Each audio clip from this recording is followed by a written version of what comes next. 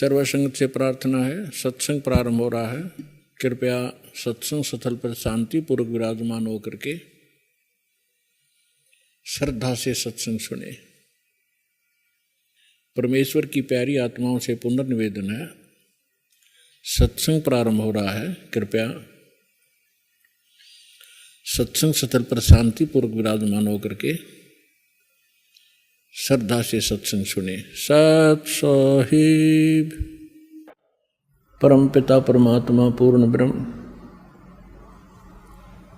सर्व सृष्टि रचनहार कबीर भगवान ने हम सभी प्राणियों के ऊपर एक विशेष कृपा की है। उन्होंने स्वयं आकर के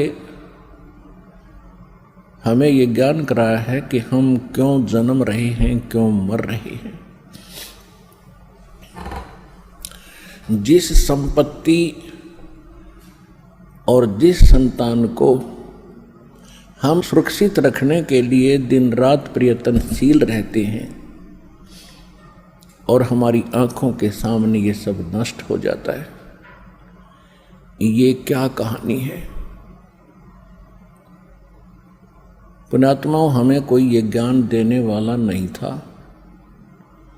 जिस कारण से हमें इसका कोई विकल्प दिखाई नहीं दिया। हमने ये एक फाइनल मान लिया, जन्म और मृत्यु होगी।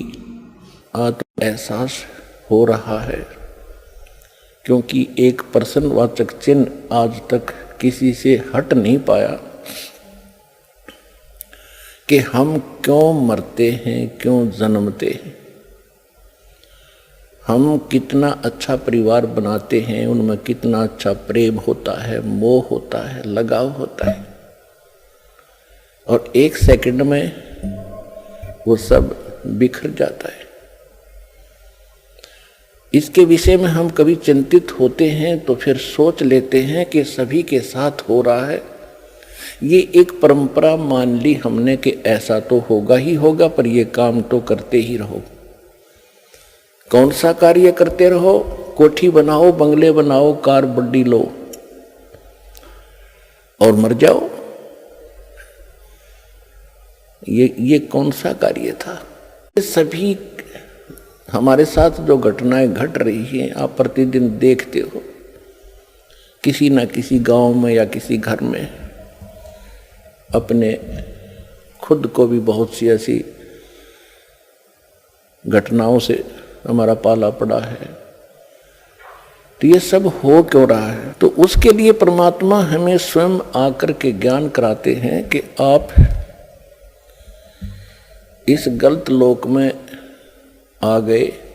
जन्म और मृत्यु के रोग से बचने का जो तरीका है, जो विधि है, वो वास्तविक भक्ति है, वो परमात्मा स्वयं ही बताते हैं। और उसके लिए वो स्वयं सशरीर वहां से आते हैं जहां परमात्मा रह रहे हैं।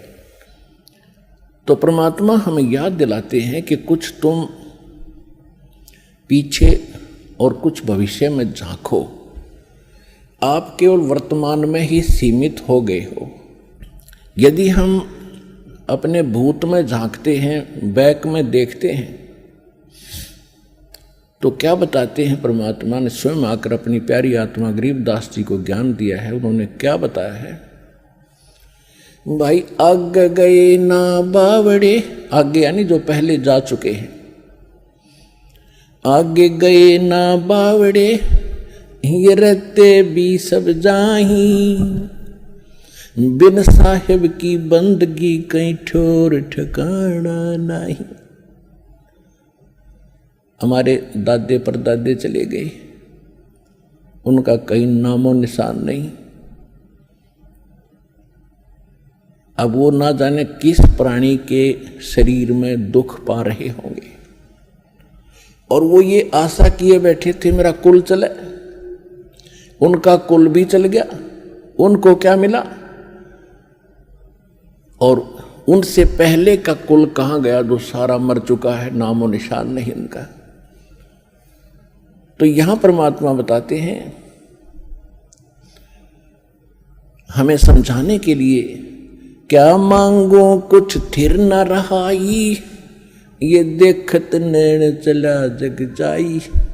1 लाख पूत 1.25 लाख नाती, उस रावण के दीवान बाती।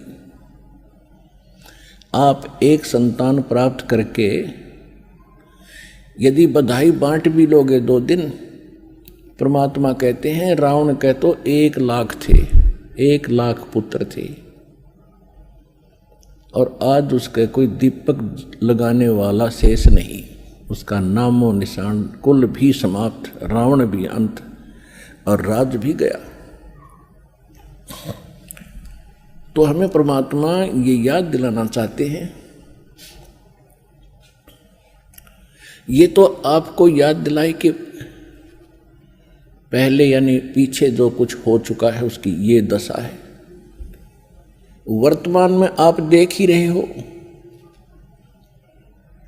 यहाँ कोई प्राणी सुखी नहीं, और सभी की आशा इच्छा होती है मैं करोड़पति बनूं, घना धनी हो जाऊं, बढ़िया कोठी बनाऊं, एक कार ले लूं, जग में मेरी इज्जत हो।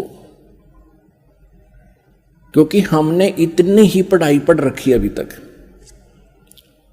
तो परमात्मा कहते हैं ये सब कुछ भी हो गया। ऐसे बहुत हैं जिनके पास कोठियां हैं, उनके पिछले पुण्य संस्कार से बड़ी बड़ी कारें हैं, उनके पास संपत्ति भी बहुत है, और आप देख भी रहे हैं कि एक पल में ना जाने किसकी मृत्यु हो जाती है।